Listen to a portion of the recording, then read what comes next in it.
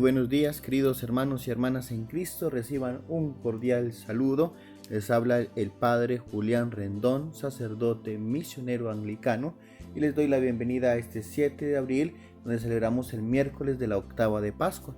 Recordemos que esa octava de Pascua es donde la Iglesia nos extiende el misterio de la resurrección para que lo podamos comprender mucho más, para que podamos entender de que hay testigos oculares y vivenciales que miraron y vivieron la experiencia de Jesús resucitado, y que por consiguiente es una esperanza donde nosotros nos tenemos que fijar y reconfortar, porque sí existe. Hoy vamos a meditar el Evangelio según San Lucas, capítulo 24, versículo 13 al 35. Recuerda que es muy importante que también busques esta cita bíblica en tus escrituras para que la sigas conmigo, para que encontremos también diferencias entre las escrituras, diferencias entre la manera de escribirse y la terminología como tal, pero que también nos podemos enriquecer con el mensaje de la profundidad y del fondo que tiene esta misma. Vamos a llamar entonces al Espíritu Santo en este momento para que nos asista, para que nos llene de su gracia y de su bondad. En el nombre del Padre, y del Hijo, y del Espíritu Santo. Amén. Oh Espíritu Santo, amor del Padre y del Hijo, inspírame siempre lo que debo pensar, lo que debo decir, cómo debo decirlo, lo que debo callar, cómo debo actuar, lo que debo hacer, para la gloria de Dios, el bien de las almas y mi propia santificación. Espíritu Santo, dame agudeza para entender, capacidad para retener, método y facultad para aprender, sutileza para interpretar, gracia y eficacia para hablar. Dame acierto al empezar, dirección al programar y perfección al acabar. Amén. El Señor esté con ustedes y con tu espíritu. Lectura del Santo Evangelio según San Lucas. Gloria a ti, Señor. El mismo día, primero de la semana, 2 de los discípulos iban a un pueblo llamado Emaús, situado a unos 10 kilómetros de Jerusalén. En el camino iban hablando de todo lo que había ocurrido. Mientras conversaban y discutían, Jesús en persona se acercó y siguió caminando con ellos, pero estaban como ciegos y no lo reconocieron. Él les dijo: ¿qué venían comentando por el camino? Ellos se detuvieron, en su rostro se veía la tristeza. Uno de ellos, llamado Cleofás, le respondió: tú serás el único forastero en Jerusalén que no se ha enterado de lo que pasó allí en estos días. ¿Qué pasó?, les preguntó.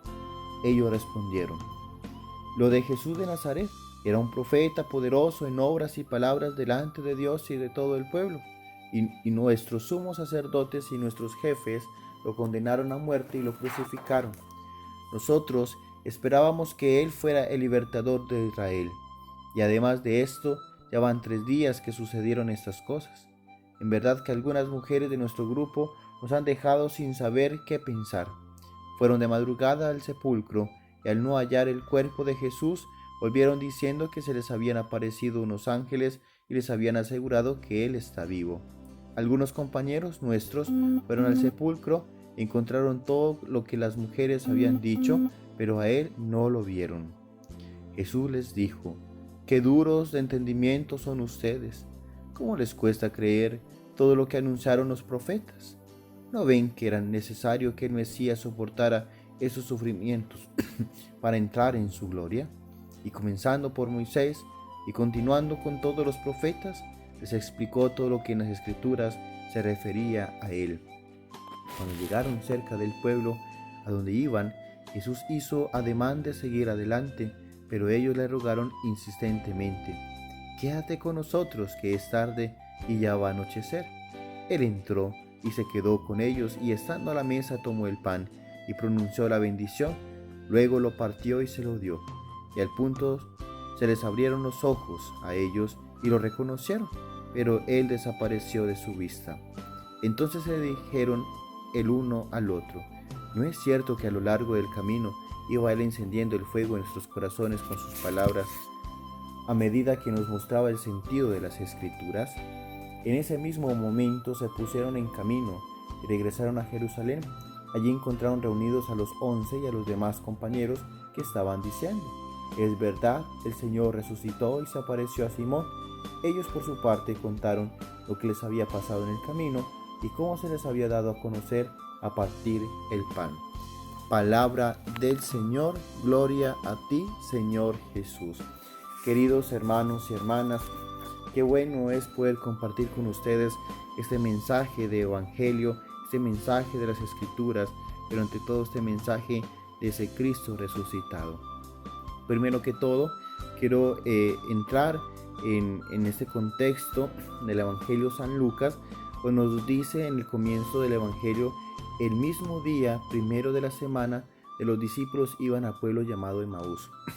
Primero que todo, miremos entonces que la manifestación de ese Dios, de ese Jesús resucitado, de ese Jesús glorioso, de ese Jesús triunfante sobre la muerte, se realiza siempre en el primer día de la semana.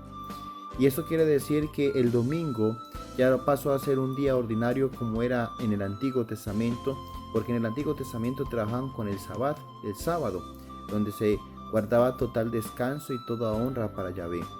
Pero en el Nuevo Testamento, nosotros los cristianos, entonces tenemos el Dies Domini, el Día del Señor, que es el domingo donde Cristo resucita, donde Cristo empieza entonces a manifestarse a todos sus discípulos y empieza a mostrar la experiencia de la resurrección en este día tan especial. Por eso los cristianos dentro de la Iglesia Católica hemos optado el domingo, el primer día de la semana, como el Día del Señor, donde se ha manifestado con gloria y con poder, y es por eso que lo reservamos para darle honor y gloria en este día tan especial. Otro elemento, este es el Evangelio que lo llamamos de los discípulos de Emaús, y es porque iban los dos discípulos, como nos cuenta el relato de este fragmento de San Lucas, y nos va mostrando entonces de que Jesús entra y no los interrumpe, sino que les pregunta en vez de qué estaban hablando. Y esto es algo muy importante, queridos hermanos y hermanas, porque Jesucristo nunca viene a interrumpir tu proceso de vida. Jesucristo nunca viene a cambiarte de ideales. Jesucristo nunca viene a alejarte de lo que estás viviendo y experimentando en ese momento.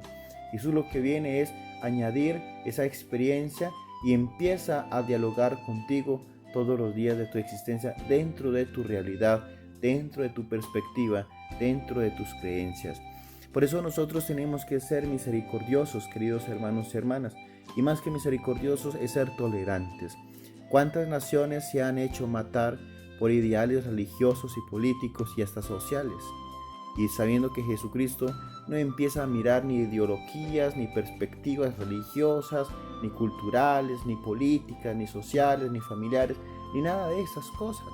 Jesucristo respetó y le dio a cada uno el espacio, porque sabía con amor y dentro de esa libertad que nos ofrece, que todos tenemos derecho a esa experiencia con Él. Pero entonces ellos empiezan a manifestar en la tristeza. Ayer veíamos era el sufrimiento por medio de María Magdalena, pero hoy se nos está mostrando es en el sufrimiento de estos discípulos. Y cuando hablamos de discípulos, son personas que conocieron, experimentaron y que adoptaron cosas del estilo de vida de Jesús y que aprendieron muchas cosas de Él. Por eso es que estos dos discípulos estaban totalmente sufriendo, iban de regreso hacia la casa, iban de Jerusalén hacia Emaús, pero comentando de todo lo que había sucedido, y ellos con la esperanza de que ese Cristo fuera el libertador del pueblo de Israel, ese libertador que transformara la existencia. Pero es aquí donde tenemos que mirar el otro elemento. Jesucristo viene a transformar nuestras vidas, no como nosotros lo estamos esperando ni como se lo estamos pidiendo. Él tiene su manera de realizar las cosas, de manifestarse dentro de la historia del ser humano, de introspectar dentro de la vida del hombre. Pero somos nosotros, como les decía el domingo de Ramos, no somos capaces de reconocer las manifestaciones y las revelaciones que Dios nos da todos los días por medio de los milagros que nos hace. Él hasta quizás nos puede dar la solución de lo que tanto hemos estado orando, pero como nosotros no tenemos la capacidad o la humildad de reconocer que ese hecho no se realiza por mi cuenta, sino por la de Dios, y que quizás no se tiene que realizar tal como yo se lo pedí, pero de que sí Él busca la manera para que yo pueda ser saciado en esa necesidad que le manifesté. Es por eso que ellos no entienden, y dice el texto sagrado, que estaban como enceguecidos, que estaban como aislados de la realidad de lo que estaban pasando, y vienen entonces a encontrar cómo es que reconocen a ese Jesús en la fracción del pan. Por eso, queridos hermanos y hermanas, es tan importante de asistir a la Eucaristía. Esa Eucaristía donde nos permite unirnos en una sola razón, unirnos en una sola misma fe, unirnos en una sola iglesia. Y es allí donde en la Eucaristía, cuando Jesús, o el sacerdote en este caso, fracciona el pan, la hostia que tú vas a comulgar, esa hostia que te va a permitir entrar en intimidad con Jesús, esa es aquella hostia que ya es el cuerpo de Cristo, que te lleva a reconocer de cómo Jesús partía ese pan con sus amigos. Te está llamando amigos en ese momento, te está llamando que eres esa parte fundamental de su discipulado, que eres parte de esa historia de salvación que Él escribió en cada uno de nosotros, que eres parte de ese sufrimiento que Él tuvo en la cruz para que tuviésemos vida en abundancia, esa vida llena de Dios, esa vida llena de la perspectiva del conocimiento divino. Pero somos nosotros, queridos hermanos y hermanas, los que tenemos que abrir nuestros ojos, los que tenemos que abrir nuestro corazón para que ese Cristo resucitado, para ese Cristo que ha hecho manifestaciones grandes en tu vida y en la mía, podamos reconocerle como nuestro único Salvador, como el único que tiene solución en nuestras existencias. Tenemos que dejar esas soluciones vanas que nos ofrece el mundo. Tenemos que dejar esas soluciones sin sentido que nos ofrece esta sociedad, porque simplemente nos están enredando en unas ideas y en unas corrientes que en vez de dignificar al ser humano, al contrario lo están destruyendo. Y otro elemento para terminar, queridos hermanos y hermanas, es cómo ellos salen a Jerusalén para contarle a los otros discípulos apóstoles de que ellos encontraron también esa experiencia del resucitado. Es decir, no solamente los apóstoles que los conformó Jesús tenían esa experiencia de Él, sino que aquellos que tengan la capacidad de reconocerle, aquellos que esperaban verdaderamente que Jesucristo hiciese obras grandes dentro de la nación, eran los que iban a encontrar verdaderamente esa experiencia del resucitado.